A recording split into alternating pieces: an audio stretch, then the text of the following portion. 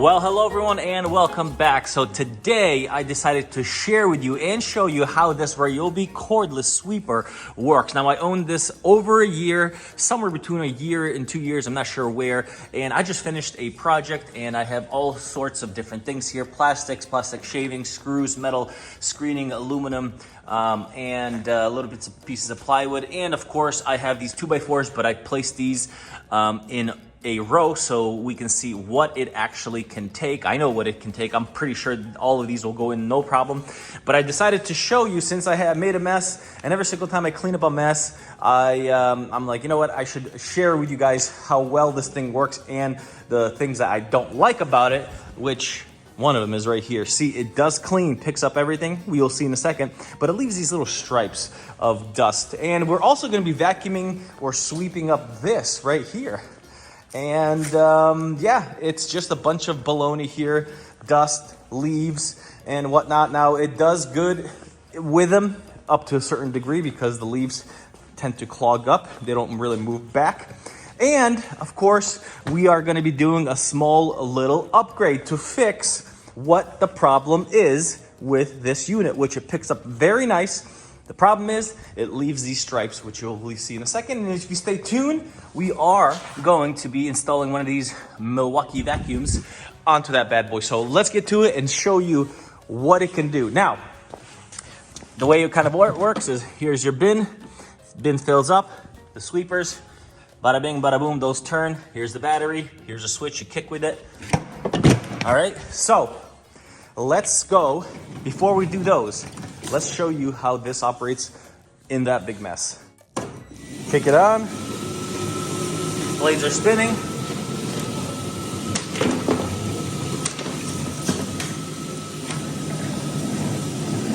See what I'm talking about, guys? There's this weird strip of dust, and I really don't like it because after you do a nice clean job, you still have these weird stripes. But you can see it picks up very well. Everything that goes in front of it picks it up. Now, if you go too fast, it might spread it into the area that you just did, but let's just go nice and slow here because we do have quite a bit of stuff. Oops.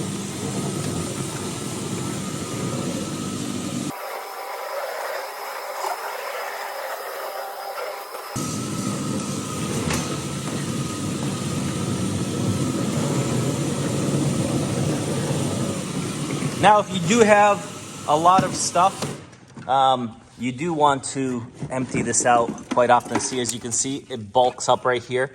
Either you do that, and you can see they collect right here. Now, so downfall is sometimes stuff gets twisted inside. Not that I ever had to pull anything really out, as long as you dump it. But I'll show you another thing that you can do without dumping this. So let me just empty it out like this.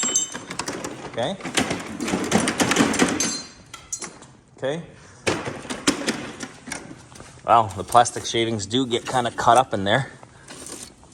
I'm wondering if it has anything to do with me not tipping it over. So this is what I mean by tipping it over. So when I turn it on and I go through here, let's just say, and I'm feeling like I'm collecting a lot of the stuff, and it's trying to push that stuff in the back. And if you're going too fast, it can't shoot it forward. So what I do is I pick it up like this, shake it so all the stuff goes in the back. Then I continue.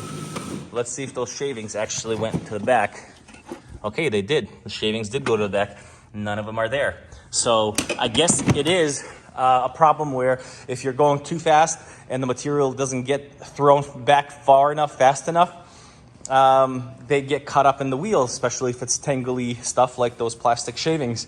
And it would be nice to have these blades spin a little faster. Maybe it would push it further. So let's continue. Now, when there's a lot less stuff, you can go a lot quicker. Here's a bunch of small metal shavings and zip ties and whatnot. And as you can see, it did leave some of those metal shavings. Let's give it another pass. Let's pick that up one more time. All right, one more pass. Still leaves a little bit of those in the row. And it is on smooth surface on the lowest setting. All right, let's do this really quick so we can see about those. So this does pretty good. Now that we have less, it can go faster. Let's get this thing and we'll leave the wood. I wish this was a little bit wider because it's annoying when you have a big shop and you have to make so many different passes. All right, so here we have it. Let's empty everything to the back and let's see if these handles.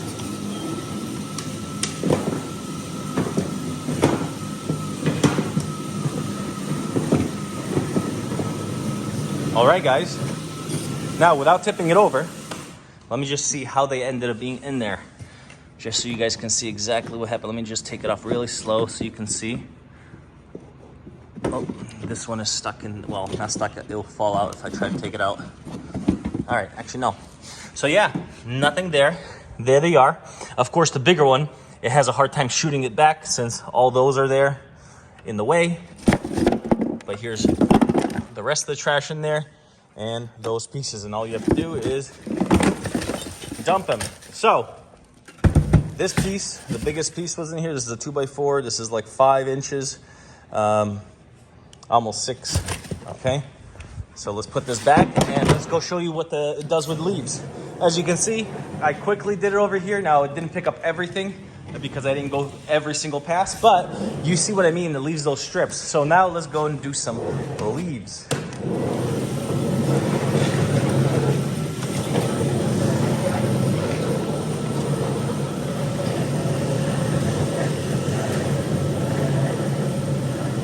Here's some dust.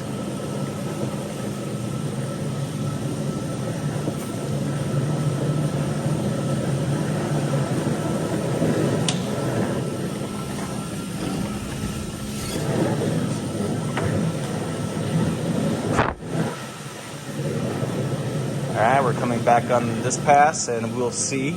You can see what we did already.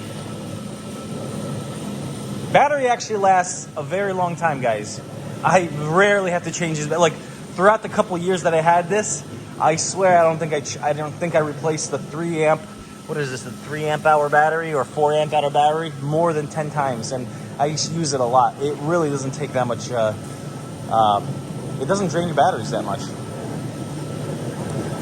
See what I'm talking about? The strip, that's annoying, and we are going to be installing a vacuum on the back of this with another power that we're going to be using in Milwaukee. So if you guys are interested, you can stay tuned. Here's some more leaves, some sticks.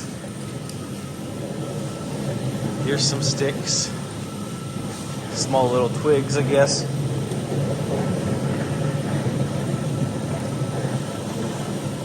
Alrighty, let's get the rest of these leaves right here and we'll show you what it looks inside. And you can judge for yourselves, guys. How well does it do?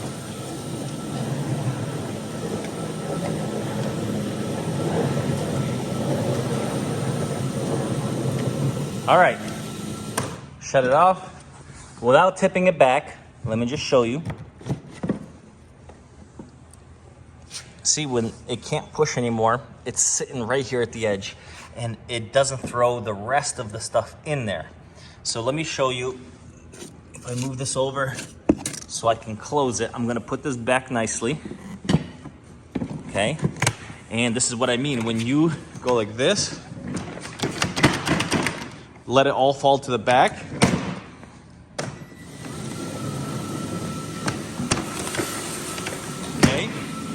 Okay, so we did that, and let's see. All of it's in the back, and none of it's in the front. Now this right here in the corner, that just kind of got stuck in there. It wedged, the plastic wedged it. So, what do I think about this? Yeah, it does a really good job for what I needed. What I do not like about it is these dumb stripes that it takes. It's just, you know, the 2 blades spinning, and it just leaves that tiny, tiny little bit of dust. And of course, if you have tiny metal shavings, those would be there too. So we are going to be building one with a vacuum because, you know, when you sweep it, you're trying to save time instead of using a broom like that and trying to keep pushing it and stuff like that. So if you guys are interested, there will be a link down below for you guys to check this out, how much they are, what kind of kits you can buy. You can buy them with the without the batteries, with the batteries and a charger and whatnot. And I'll leave down a link below, and you guys can at least take a look at them and see if you guys are interested. You can actually purchase it, and if not, look around for a better source or a better version. I know other companies do make them, but they're very expensive, and it will do a better job. I'm almost certain of it. Yeah, so hopefully you guys enjoyed the video, and see you guys later.